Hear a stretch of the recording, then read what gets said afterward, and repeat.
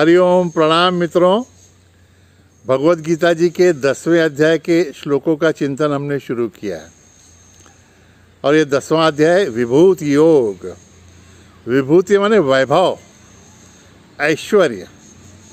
भगवान इस अध्याय में आरंभ से ही उनका ऐश्वर्य संसार में किस प्रकार से है, कैसे है, उसके बारे में हमको बता रहे हैं अर्जुन के माध्यम से। तो पहले तो उन्होंने स्पष्ट किया कि इस संसार के सभी प्राणी जो हैं, उनके सभी शरीर जो हैं वो भगवान से ही निर्माण हुए हैं।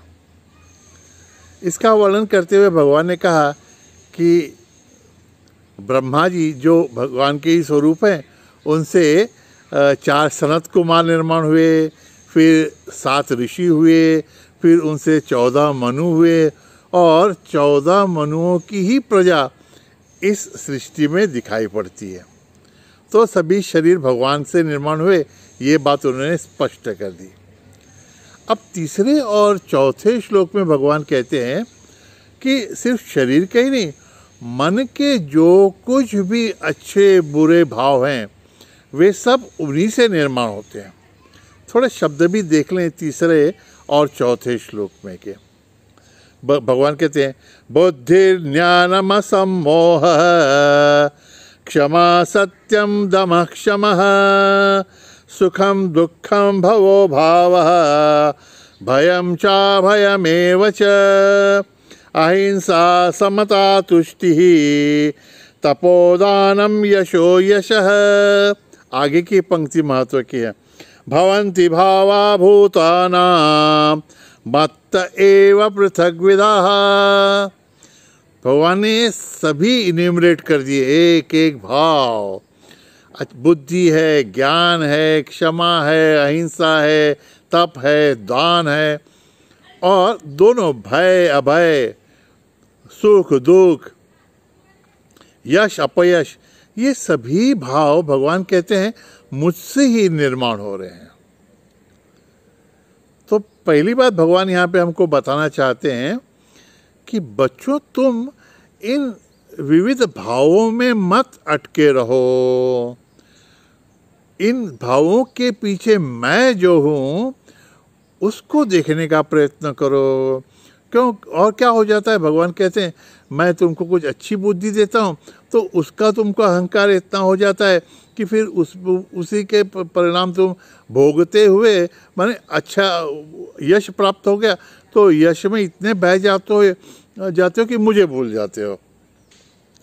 और फिर भगवान कहते हैं ये अहंकार तुम्हारा जो है ना, ये मुझे अच्छा नहीं लगता। तो फिर उस अहंकार को तोड़ने के लिए फिर मुझे तुमको उस यश से परावर्तित करते हुए अपयश भी देना पड़ता है। सुख में तुम इतने बह जाते हो कि मुझे तुम्हें कभी कभी दुख भी देना पड़ता है। तो भगवान कहते हैं हर परिस्थिति में तुम मुझे जानो। हाँ, कभी हानि हो जाए, दुख हो जाए, ऐसे कुछ प्रसंग आ जाएं जिसमें तुम दुखी होने लगो, तो उसमें भी ध्यान में रखो ना कि ये सब मैंने ही तुमको दिया हुआ है। इन सब बातों को देखकर मैं तुम्हें मेरी ओर ही आकर्षित करने का और आकृष्ट करने का प्रयत्न कर रहा हूँ। ये क्यों भूल जाते हो तुम? दोनों अवस्थाओं में कुछ अच्छा होने लगेगा तो तुम इतने बहक जाते हो कि मुझको भूल जाते हो, और कुछ दुख के प्रसंग आ जाते हैं तो उसमें भी तुम इतने बह जाते हो कि मेरा स्मरण ही नहीं रहता तुम। तो सुख और दुख ये देने का मेरा जो हेतु है वो साध्य नहीं हो पाता। और सोचिए ना जरा कि भगवान ये हमें ऐश्वर्य उनका क्यों बता रहे हैं।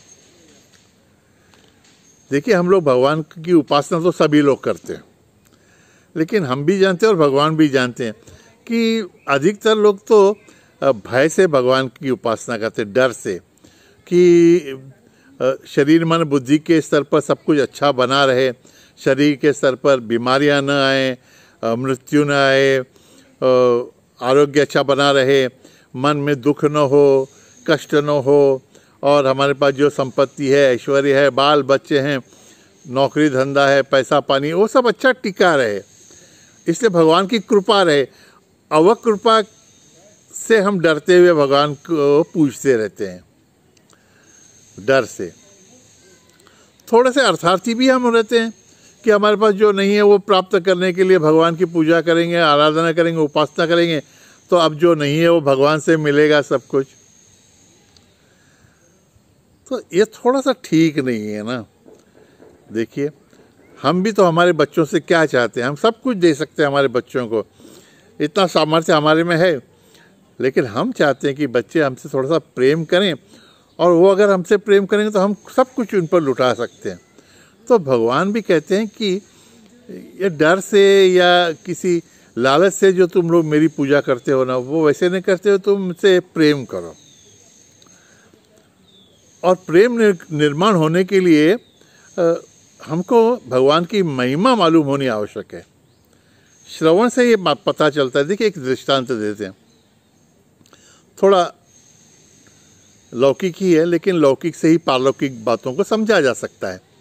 एक विवाह योग्य कन्या है, अब माँ उससे कहती है कि तेरा विवाह करना है, तो नहीं बोलती मुझे अभी और पढ़ाई करनी है, मैं शादी नहीं करूँगी। झूठ मूठ बोलती होगी, लेकिन बोलती तो कि नहीं मुझे शादी नहीं करनी बोलती। तो माँ बाप भी जानते हैं कि ये ऐसे कुछ मानेंगे नहीं, तो डाइनिंग टेबल पर बैठे रहते हैं। तो पिताजी लड़की को सुनाते हुए ये सब बातें माँ से करते हैं। बोलते हैं, पता है तुमको ये जो प्रपोजल आया है ना, बड़ा अच्छा है। माँ से कह रहे हैं कि बम्बई का लड़का है और अच्छा पैकेज है, हर महीने कम से कम 1 लाख रुपए तो कमा लेता है, 2-3 मर्सिडीज गाड़ियाँ हैं, और बिल्ट भी कितना अच्छा है, और एकदम किसी भी प्रकार का एडिक्शन नहीं है, बीड़ी सिगरेट भी नहीं पीता, एकदम नम्रता है, रोज़ सवेरे माता पिता के चरण स्पर्श करके जाता है काम पर। लेकिन क्या करें, देखें अभी ऐसे करके वो रखते, बोलते हैं ये तस्वीर यहाँ पे रख देते हैं, चलो कल देखेंगे। वो लोग उठ के चले जाते हैं। तो ये सब जो बातें, बेटी को, कन्या को जिस पुरुष के बारे में, जिस लड़के के बारे में कुछ भी मालूमात नहीं थी, उसका परिचय भी नहीं था, अब ये सब बातें सुनकर उसके भी मन में थोड़ा सा आकर्षण निर्माण हो जाता है। फिर वो सब माँ बाप चले जाने के बाद में फ़ोटो देखती है, और उसके मन में भी प्रेम निर्माण हो जाता है। फिर वह भी विवाह के लिए स्वीकृति देती है। भगवान ये प्रिंसिपल जानते हैं। तो भगवान हमारे मन में प्रेम निर्माण हो, इसलिए उनकी महिमा हमारे सामने प्रकट करते हैं। ये दिखता तो है, सब पूरा संसार हमको दिखता रहता है, और इसके ऐश्वर्य, संसार के ऐश्वर्य से हम सम्मोहित भी हो गए रहते हैं।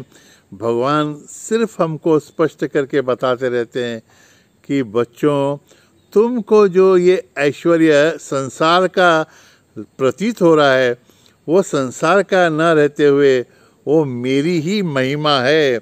इसलिए इस संसार के बाह्य रूप से प्रलोभित न होते हुए उससे ही तुम, उसके पीछे ही, संसार की वस्तुओं के पीछे ही न पड़ते हुए, इन सब के अंतर्यामी मेरा जो सामर्थ्य है, इनके अंदर मैं जो हूँ, उसको प्राप्त करने का प्रयत्न करो। देखिए ना, थोड़ा सा प्रैक्टिकल उदाहरण है, दृष्टांत ऐसा है। एक बहुत अच्छी सुंदर स्त्री अगर हमको दिख जाए, तो उसके उस बाह्य रूप से में आसक्त न होते हुए, आसक्ति निर्माण हो जाएगी तो फिर बाकी की सभी बातें आती रहेंगी, और फिर हम पतन की ओर बढ़ जाएंगे। तो भगवान कहते हैं उसके रूप की प्रशंसा करते हुए ही तुरंत तुमको ध्यान में आ जाना चाहिए कि इस स्त्री का सौंदर्य इसके कारण न होते हुए, इसमें ये सौंदर्य मेरे कारण है। मैं चैतन्य रूप में इसमें हूँ, तभी तो यह स्त्री सुंदर दिखती है, अन्यथा इसमें से प्राण भी निकल गए तो एक क्षण भी उसके पास कोई नहीं रुकेगा। इसको सौंदर्य प्रदान करने वाला मेरा सामर्थ्य है। कोई अच्छी कविता भी करे ना, हाँ, इन कलाकारों की प्रशंसा हमको करनी है, क्योंकि भगवान ने जो सामर्थ्य दिया है उस पर बड़ा श्रम करते हुए, उनका रियाज है, उनकी त्याग है, उनकी तपस्या है, उसके लिए उनकी प्रशंसा होनी चाहिए। लेकिन उनको या हमारे में कोई गुण है तो हमको ध्यान में रखना है कि ये गुण भगवान की देन ही है। मुझे तो बड़ा अनुभव हो जाता है, कभी कभी मैं कुछ लिख रहा हूँ और कोई अगर कह दे कि स्वामी जी आपकी हैंडराइटिंग कितनी अच्छी है, तो अगर मेरे दिल में मैंने बात सुन ली और मैं कंटिन्यू करते रहा लिखना, तो लिखते लिखते ही गलती हो जाती है। थोड़ी सी मन में प्रसन्नता तो हो जाती है। और भगवान कहते हैं, अरे बुद्धू, तू तुरंत समझ ले, तू स्वयं को ये जता दे, बता दे तुरंत कि सुंदर हैंडराइटिंग का राज मैं हूँ। तो तू बोल मन में कि ये सब भगवान की देन है, ये सब भगवान की कृपा है। अगर हम ऐसा नहीं कहते, अपने ही मन को ये बता नहीं देते तुरंत, तो थोड़ा सा अहंकार आ जाता है और फिर भगवान को हमारा अहंकार प्रिय नहीं है। वो अहंकार तोड़ने के लिए भगवान तुरंत कुछ ना कुछ गलतियाँ करा देते हैं। तो हमारे में जो कुछ भी अच्छा है उसकी बाहर से प्रशंसा हो तो तुरंत हमको कहना है कि ये सब बाहर कहें ना कहें, मन में तो कह देना है कि ये सब भगवान की कृपा है। तो इस अध्याय में भगवान इन सब विभूतियों का वर्णन इसलिए कर रहे हैं ताकि हमको भगवान की महिमा पता हो, और आज जो हम भगवान से डर से या किसी वस्तु को प्राप्त करने के लिए अर्थार्थी की तरह भगवान की उपासना कर रहे हैं, वो भावना छोड़कर हम प्रेम से भगवान से जुड़ जाएं। इसलिए इसे योग कहा गया है। विभूति योग, विभूति माने ऐश्वर्य। संसार का ऐश्वर्य जो दिख रहा है वो भगवान का ऐश्वर्य है। जहाँ जहाँ भी जो कुछ भी विशेष चीज़ है वह भगवान की देन है।